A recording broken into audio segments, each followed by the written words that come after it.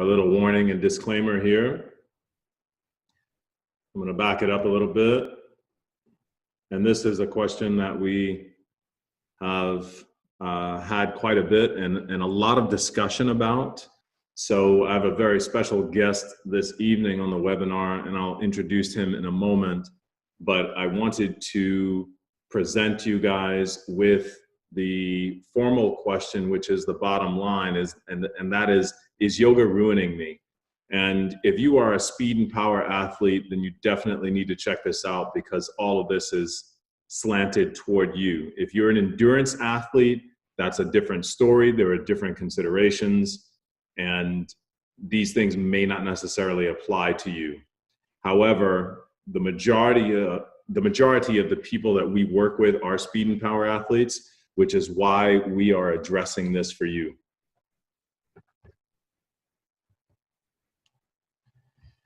Yoga, as you know it, is not really what you think it is.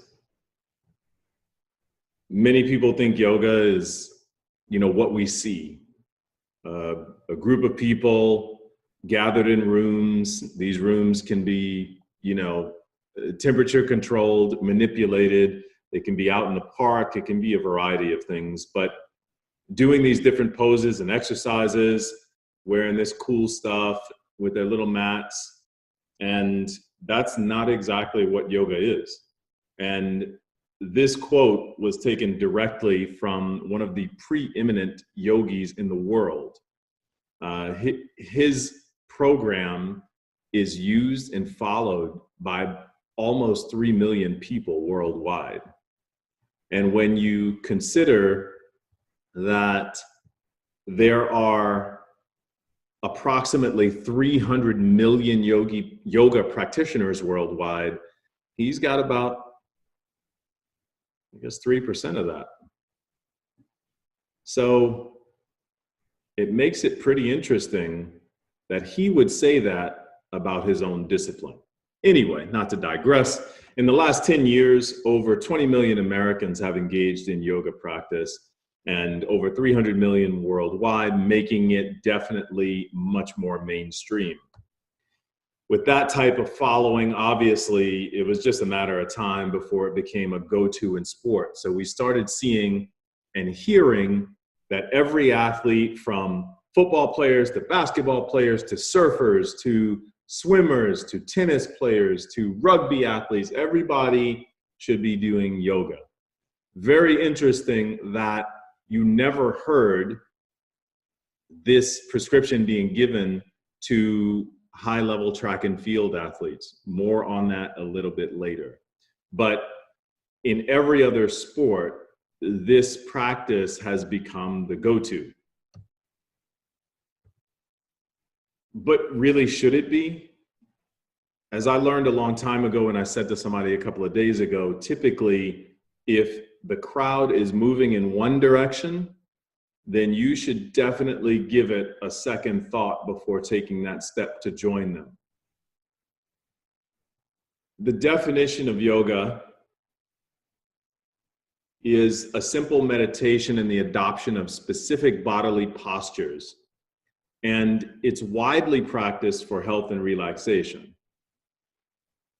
There are some deeper understandings and meanings. This was a quick definition that I grabbed from Google in speaking to some yoga professionals, and I use that term in quotes because you teach yoga doesn't make you a yoga professional.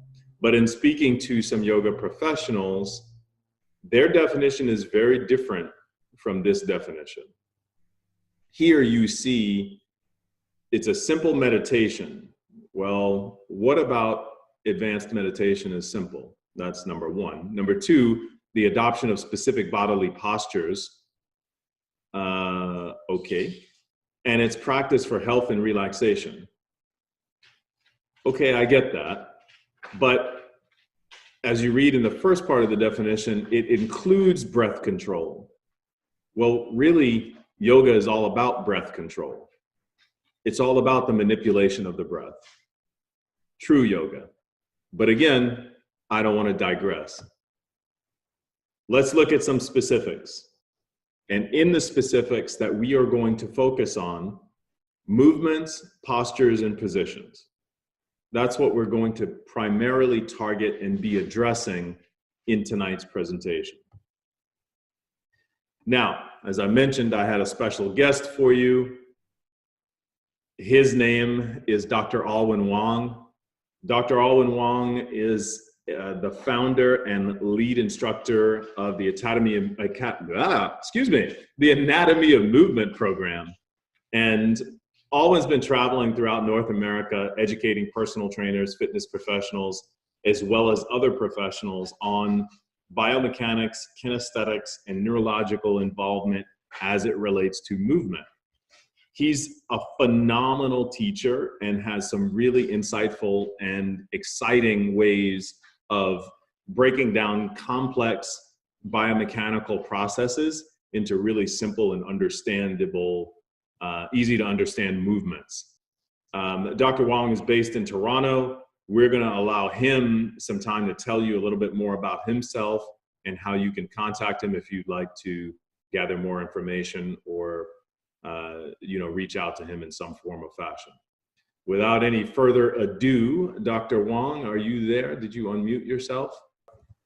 Yeah, John, first of all, thanks for bringing me on this call. Yeah,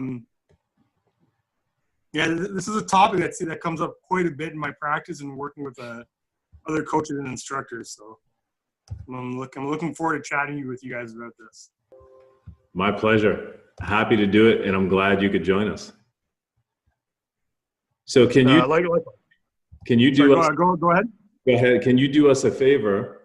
And I want you to just jump in on this particular point, because this is your area of expertise.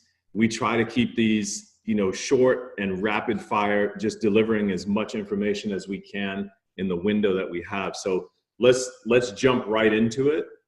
Can we talk a little bit about, I'm sorry, I'm getting a little anxious with the slide movement here. Can we talk a little bit about how tissues lengthen?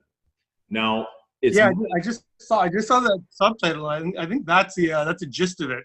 And what I like about what you mentioned about yoga is, it's distinguishing the practice of breathing and the meditative component of it from the actual movement and the postures of yoga. If we're looking at how tissues lengthen, tissue lengthening is actually more a function of the nervous system rather than the kind of passive viscoelastic properties of a muscle. If we can assume that a muscle and its connective tissue, fascia, muscle, and how these things relate are healthy, we technically can't lengthen a muscle beyond its normal length. So if we're using a form of, whether it's a treatment like a lot of soft tissue treatments that I do, or yoga, and the muscle is lengthening, what we're looking at probably some dysfunction within the tissue itself. So I think that's the first thing. If we're looking at lengthening tissues, we want to make sure that tissue is healthy. If that tissue is healthy, then the length of that tissue, the length of that muscle, is more a function of the nervous system than it is of the actual tissue itself. Excellent. Can you give some quick examples of how the tissue would not be healthy, or if the tissue has restrictions? Proverbially, we talk about, and this is a term that might be overused or oversimplified. We talk about scar tissue. And I'll talk about two of them, scar tissue being the first one. And scar tissue is just a function of unresolved or chronic inflammation. And if you look at a scab on the outside of your body, the same thing forms and happens, within your body. And what happens is it's not actually scarring per se. It's how the fibers, how the collagen fibers are linked and crossed in the healing process. As they're healing, they become less extensible. So it's not going to function or move with the same quality that normal tissue will. And in addition, those collagen linkages can actually link certain tissues and certain fibers that aren't normally lengthened. So the example I always use is if you have scar tissue between your brachialis in your arm and your bicep brachii, you can get an adhesion or sticking together of those muscles. And what happens is, obviously, when those muscles are stuck together, you're going to get discomfort, lack of strength generation. Most importantly, they're not going to be able to lengthen adequately. But I think a more common cause of tissue not being healthy is dehydration. Simply drinking enough water, especially during high intensity exercise, can keep the tissues moving properly, especially within the fascial system. Excellent. Thank you very much for that. And that is exactly where I was going with it. I'm glad that, we're on the same page. I like controversy, but it's always cool when we're synergistic. All right. So here's first of all, a little quote by a gentleman named Greg Dea. And Greg is a physical therapist, works with a lot of high-level Olympians from multiple sport disciplines. So gymnastics, volleyball, track and field, and one other that I cannot remember, basketball. Greg has a tremendous background in physical therapy, also happens to be a yoga practitioner and teacher. And in his words, yoga is best suited for people who already have the requisite tissue mobility and joint control. He went on to say in this article that he actually dissuades a large percentage of athletes from engaging in yoga practice because it can be very detrimental to their performance and put them at an increased risk of injury. So Alwyn, I'm going to circle back to that in a second because that's where we're going next. But I wanted to recite this little portion of this study, and I'm going to highlight just a bit of it because it is a little bit wordy. But the biggest issue is the demographic shift. So traditionally, Indian practitioners of yoga typically squatted and sat cross-legged in daily life. So just looking at that from a biomechanical perspective, having the prerequisite joint mobility and tissue lengthening characteristics that are required in order to squat in a full and deep squat with proper spinal and pelvic alignment, as well as to be able to sit cross-legged, which reflects and indicates specific levels of hip mobility. Accomplishing these yoga poses or asanas, which were essentially an outgrowth of these postures.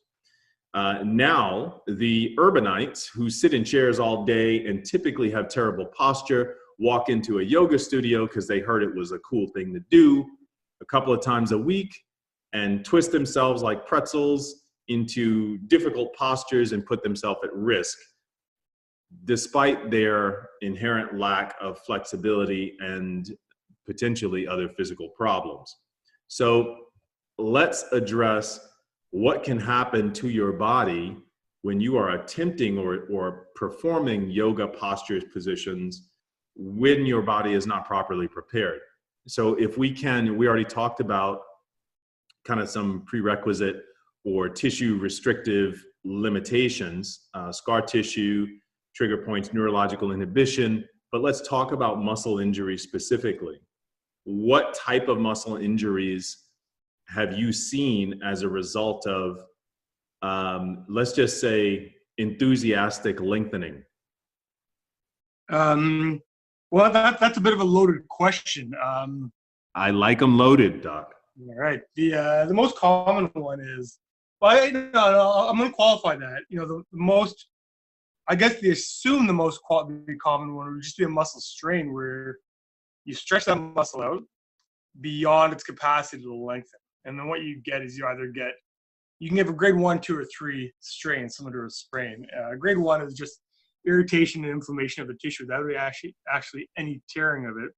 A grade 2 is where you get some microfiber or micro tears in the fibers, And grade 3 is a full-on tear. I rarely see that with yoga.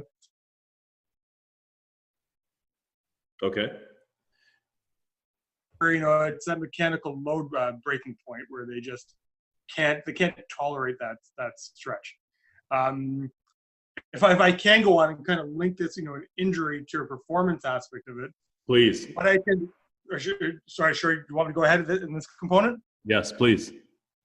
What I tend to get with yoga practice, people that practice yoga, that aren't, now I'm going to qualify that, people that are capable of doing it, I actually don't see these types of injuries, but as you mentioned, their bodies are capable of doing this. But the ones that aren't, what happens is you alter the length tension relationship of that muscle being stretched. And what I mean by that is, with prolonged stretching, you reduce the sensation of the muscle. So if you're holding a stretch or any yoga pose, for example, the feedback from that muscle reduces, which allows you to hold that stretch even longer. That's not necessarily an issue in of itself, but what it does is it reduces your body's or your muscle's protective capacity around that joint by not providing the necessary input. So what happens, you're more likely to injure the joint and the ligaments rather than the muscles from prolonged yoga. So you put your joint to that position, and I think it was Stu McGill. It might not have been, but I'm assuming it was. Years ago, talked about a neutral zone, and the neutral zone is of a joint is the range of motion of the joint where the muscle shortens before the ligaments take on any load. Mm-hmm. And with prolonged stretching and reduction of that sensory input, the muscles actually become longer than the ligaments in certain cases. So rather than the muscles contracting to protect that joint, the load goes on the ligaments, which your body isn't designed to do unless it's a last minute kind of compensation. Also, I guess if we kind of blend this into performance, is muscles work on reflexes. So if you alter the sensory input at a certain length, you're also going to alter the motor output as well. So to force the muscle, sorry, go ahead, John. Let me pause you there for a quick second because I want to tie this into something like explosive movement, jumping ability, sprinting ability, the ability to change direction rapidly. If you are altering the sensory motor input, would I expect to see you become slower in those skills, in those areas or tasks? I'm going to boldly say 100%. 100%. And, I think where this gets a bit confused and confounding is, I'm a proponent of all physical activity is good activity. So if someone's doing yoga and that's what they enjoy doing, amazing. They're better off for doing that.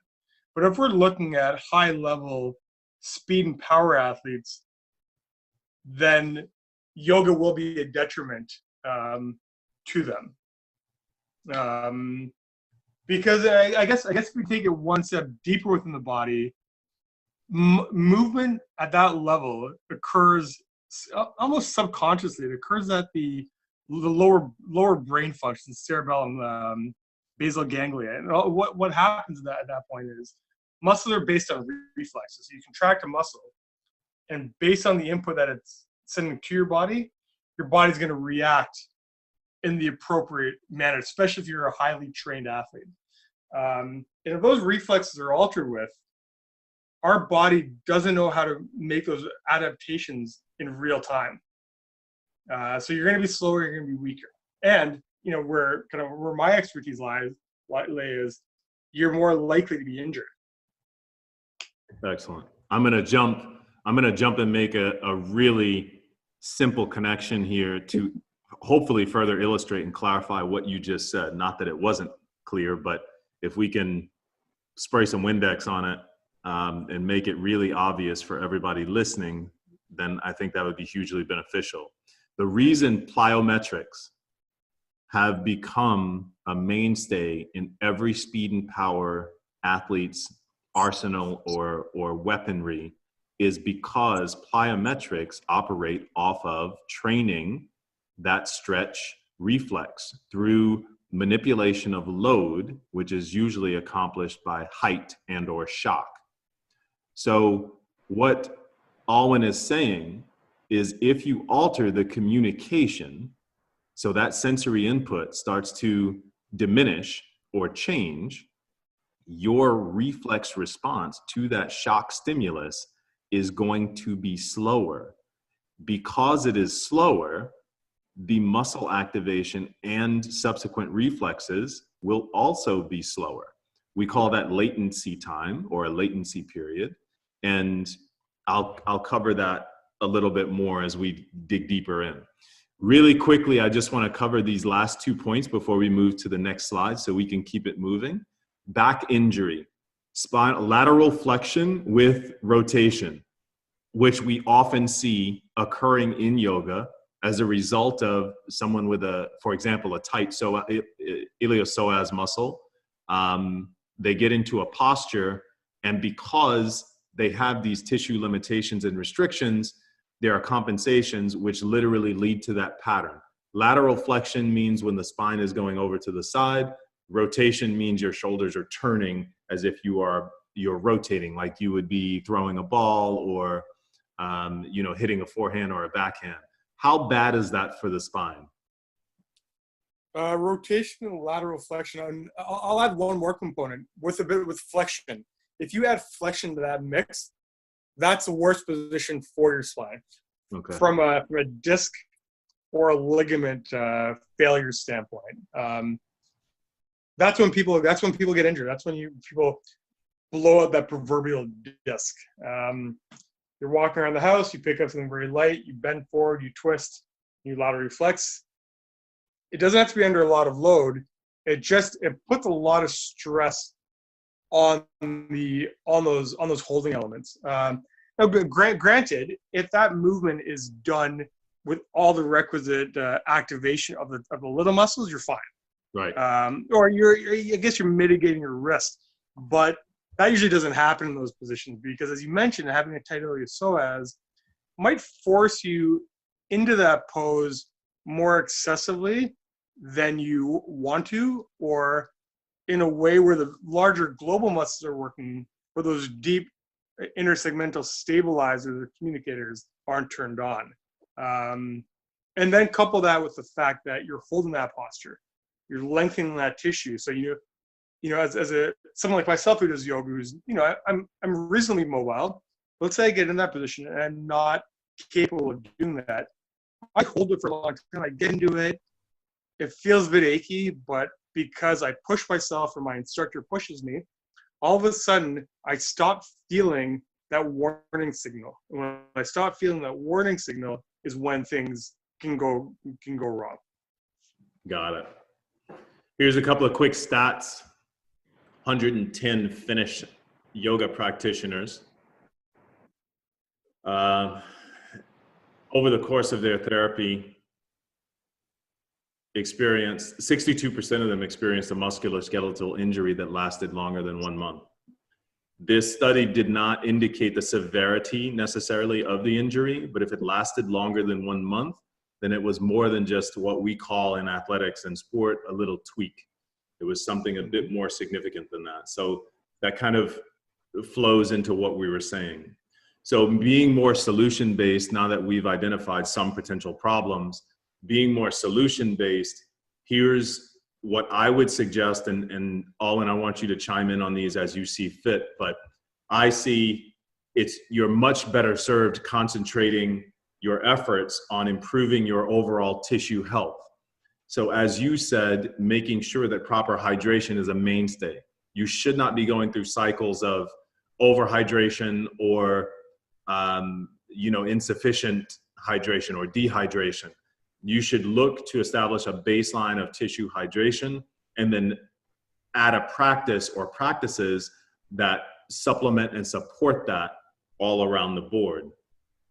Mobility. I define mobility, and you may have a different definition, but I define mobility as the body to move into and out of positions at will with no restriction while maintaining complete and total stability. What are your thoughts? I'm going to jump in right here, John, if you don't mind. Of course, I agree with that definition. And, you've probably alluded to this, but in case you haven't, I just want to add that with that mobility comes, I always say, let's impart stability to the joint first. as we move through the full range of any joint, increasing the mobility, if we can get our muscles to activate, even at a very low level, throughout the entire range of that joint, the joint's going to be more stable. And the mobility might improve kind of by accident, because with a stable joint, the large muscles that move that joint don't have to tighten up to protect it. Doc, I think we lost a little on your volume there. You kind of faded up. Yeah, I guess what I was saying was, if you can create stability through the entire range of motion of a joint, not only do you protect the joint, you can actually increase mobility, because the large muscles that move that joint don't have to compensate to protect it. Got it. Perfect.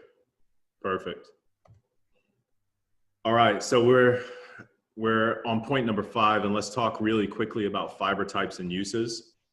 We've all heard of or are familiar with quick twitch or fast twitch muscles versus slow twitch. Really quick summary: aerobic exercises or long duration type movements like running or swimming, some type of swimming, typically involve slow twitch fibers, and they are the first to contract and doing the majority of the work, carrying the bulk of the physical load. But when you are throwing around heavy weights, things like using the iMile Pro, playing a speed and power sport, anything requiring speed and power, you're using the fast twitch muscle fibers.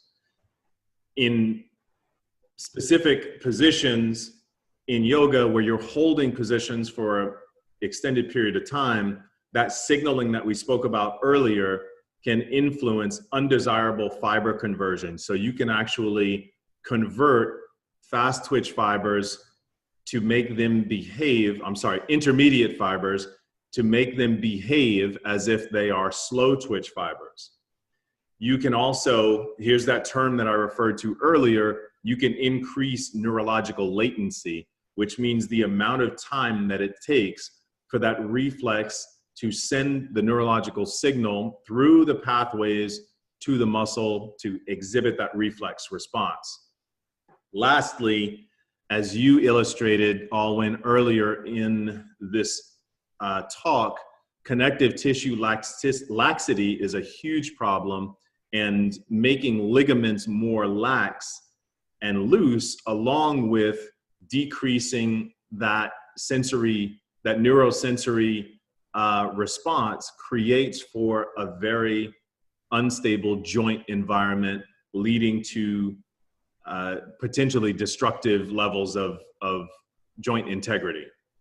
Anything you want to add there? No, I think you pretty much covered it from that perspective. Excellent.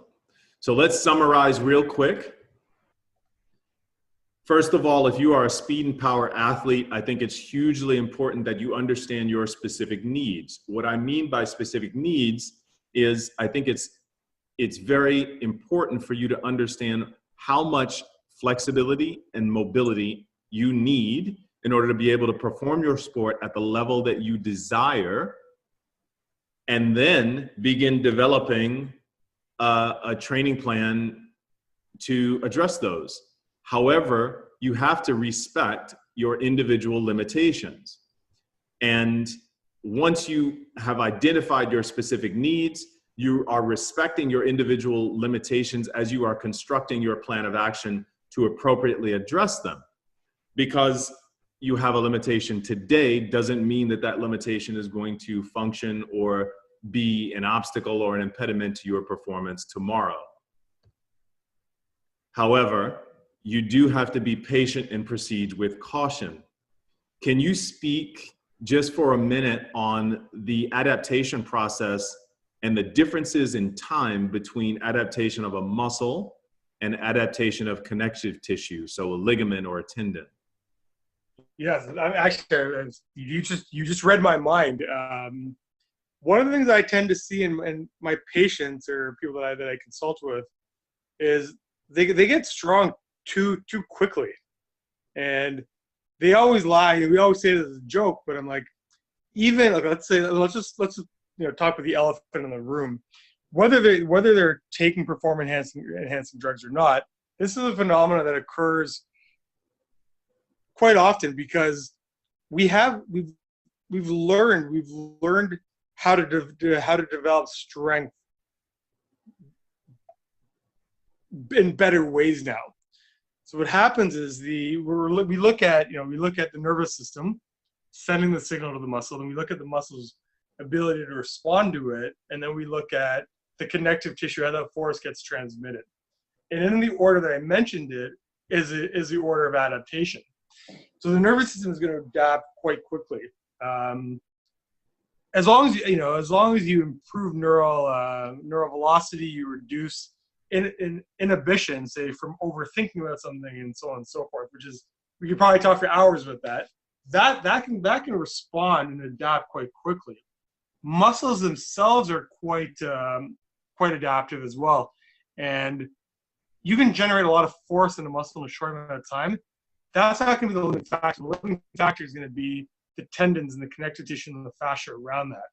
So in a training program, sometimes our training programs are too effective, in the sense that we want to be able to push those limits, but at the same time, we need to respect and give the connective tissue enough time to adapt. And that's a challenge. That's where I put it back in the hands of someone like you, John, or other coaches and trainers who are in the trenches more than I am. How often do you train somebody knowing that they could be quote unquote better, they could perform better, but they may be more at risk of injury? And I think that's where the art comes into this. Right. And I remember Tudor Bompa decades ago wrote about that. The initial adaptation phase, connective tissue phase.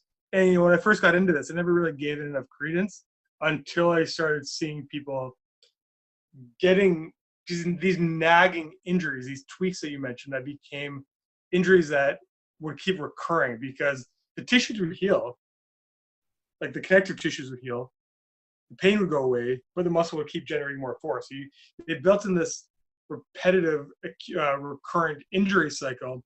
Whereas if you could get the tissues to adapt, then that we can at least mitigate it. Gotcha. And I don't know if that made sense. No, it's perfect. It's perfect. We're getting close to our time here, so I wanted to give our audience, our listeners, an opportunity to be able to reach out to you and connect with you. What is the best way to do that? How can they reach you and connect with you? And we definitely need to come back and expand on this in a future talk. So the best way to connect via email, it's all quite simple. It's Dr. Alwyn Wong. It's DrAlwyn WONG@gmail.com. My other account goes to that. So we'll use that email for now. Or you can even reach out to me on Instagram. I guess everyone's on that platform now. It's just Dr. Alwyn Wong. That's my handle, DrAlwyn WONG. Yeah, I'm looking forward to connecting with all of you. So feel free to ask me any questions. Feel free for feedback and just give me your experience as well. So yeah, those are the two easiest ways to get a hold of me. All right, Doc. Well, thanks so much, Alwyn. It's always a pleasure. And we're going to do this again soon. Thanks so much for coming on. And to the rest of you guys, I hope you got some benefit out of this. And you know where to reach us. We will see you next time. All right. Thanks for taking care of this, John. Absolutely. We'll talk soon, buddy. Talk soon.